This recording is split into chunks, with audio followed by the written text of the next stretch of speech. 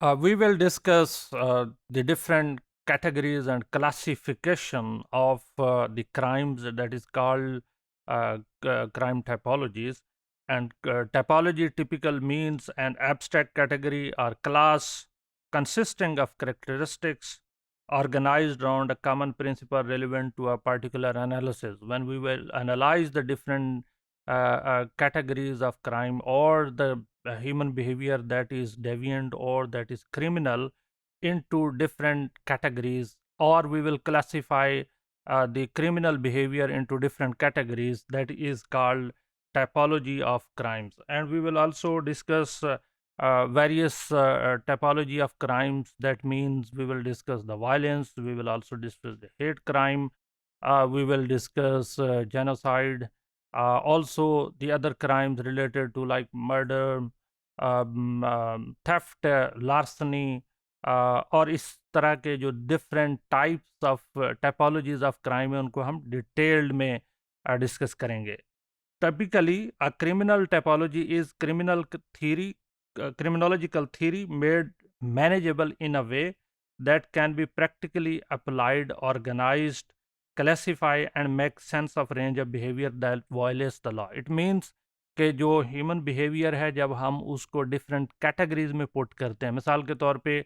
एक थेफ्ट का जो क्राइम है उसके further different types of crimes हैं, उसको हम थेफ्ट क्रिमिनल टाइपोलॉजी कहेंगे. मिसाल के तौर पे कि थेफ्ट में भी पर्स स्नैचिंग एक है, एक चोरी करना और वो एक मैनेजेबल वे में चोरी करना, या चोरी के साथ कोई किसी को वायलेंस का शिकार करना, या चोरी के करते हुए एक्सीडेंटली लोग कुछ क्रिमिनल जो हैं वो मर्डर भी कर जाते हैं. तो ये टाइपोलॉजी डिफरेंट होगी. हालांकि वो मेजर कैटेगरी तो वो जो क्रिमिनल्स हैं वो हो सकता है कि थेफ्ट के लिए गए हों, लेकिन उसके साथ एसोसिएटेड क्राइम भी अटैच्ड होते हैं. इसी तरह से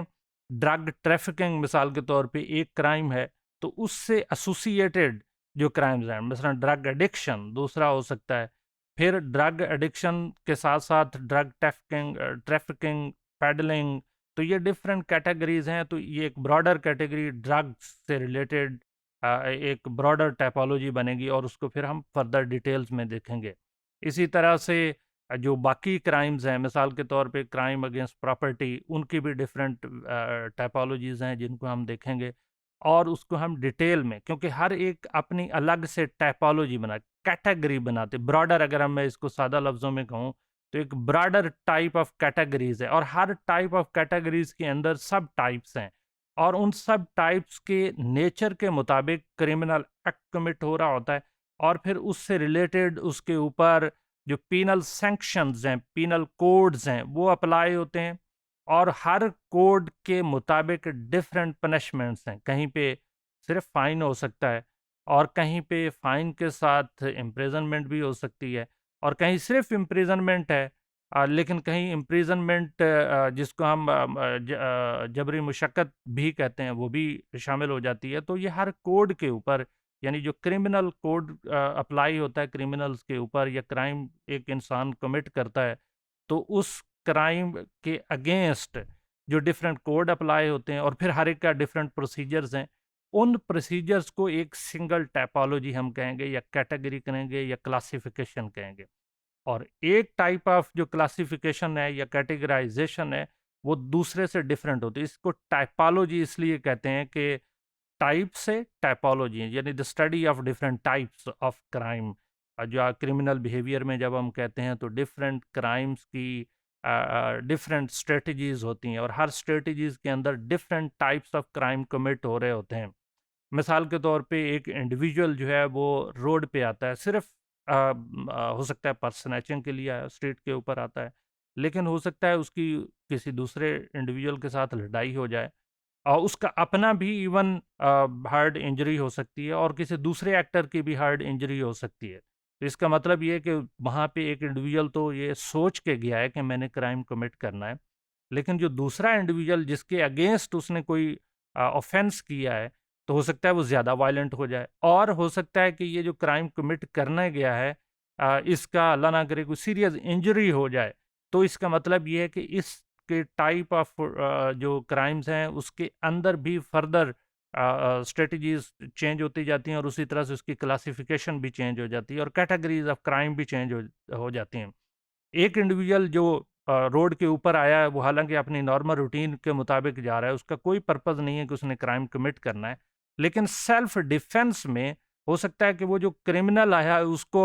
उसका मर्डर हो जाए, तो ये भी किसी हद तक डेविएंसी या वायलेंस या क्राइम में तो आता है। तो इसको किस तरह से एनालाइज किया जा सकता है, कहाँ पे वो इंडिविजुअल इनोसेंट है,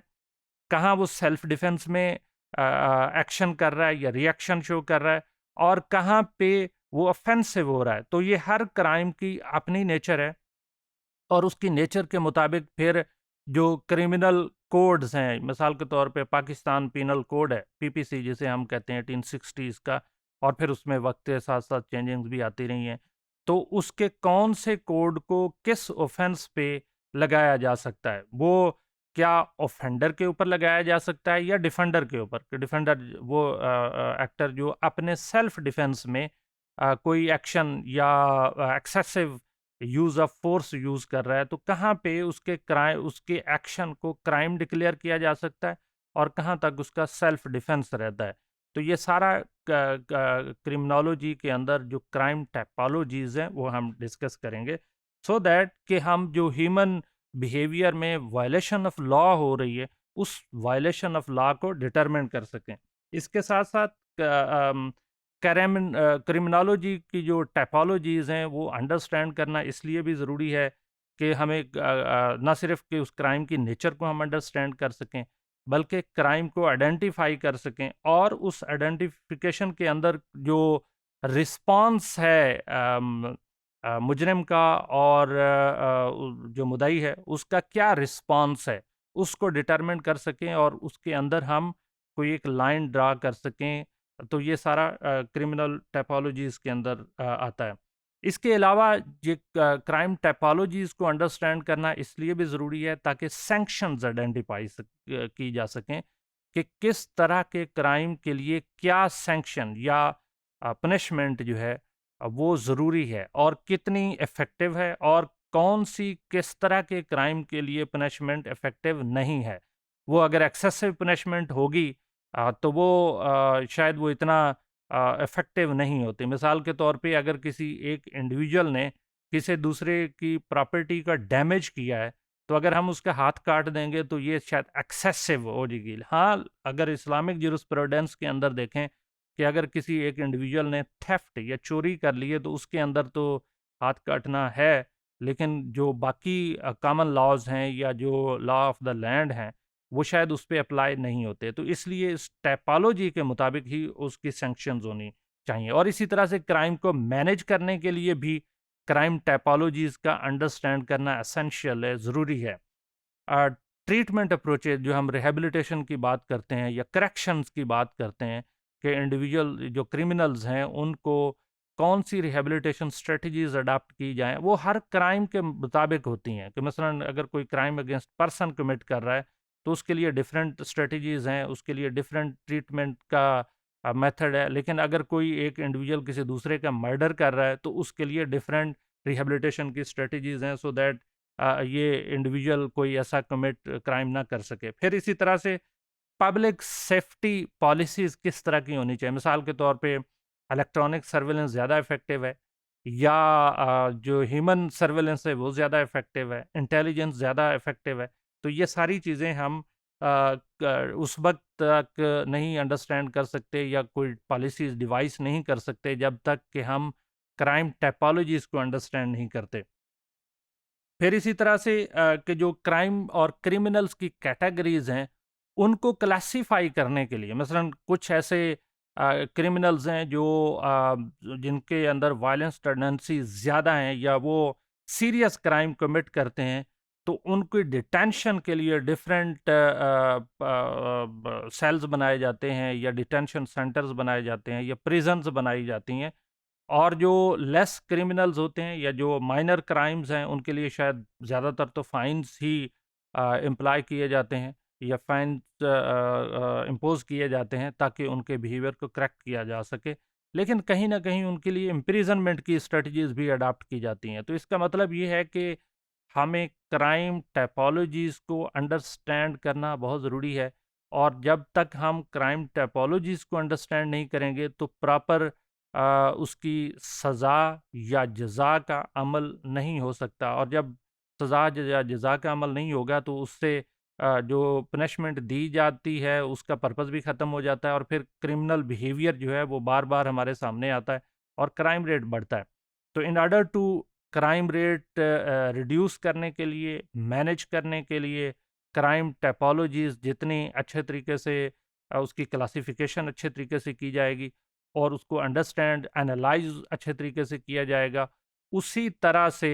एक जो क्रिमिनोलॉजिस्ट है वो उसको अंडरस्टैंड कर सकेगा, इंटरप्रेट कर सकेगा और उससे नॉलेज जनरेट कर सकेगा। और अल्टीमेटली जो नॉलेज जनरेट किया जाता है क्रिमिनोलॉजिकल रिसर्च से,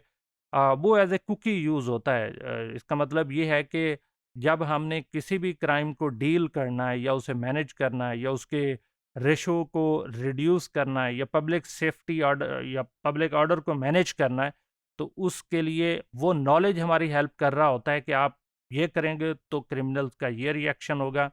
और अगर आप इस तरह की स्ट्रेटजीज अडाप्ट करेंगे तो क्राइम रेट ऊपर जाएगा, और अगर सर्टेन अदर स्ट्रेटजीज अडाप्ट करेंगे तो उससे क्राइम रेट के लोअर होने के चांसेस हैं। तो यहाँ क्रिमिनोलॉजिस्ट का टास्क ये है कि ना सिर्फ क्रिमिनोलॉजी की टाइपोलॉजीज को डेवलप करें, बल्कि उसका एनालिसिस करें, उसके लिए स्ट्रेटजीज बनाए और मैनेजमेंट के स्ट्रेटजीज अडाप्ट की जाएँ, करेक्शनल मेजर्स सजेस्ट किए जाएँ, और ये ब्रॉडर ओवरऑल इससे नॉलेज भी जनरेट हो रहा होता है, ना सिर्फ इस सोसाइटी के लिए बल्कि दूसरी सोसाइटीज़ में भी उसको इस्तेमाल किया जा सकता है।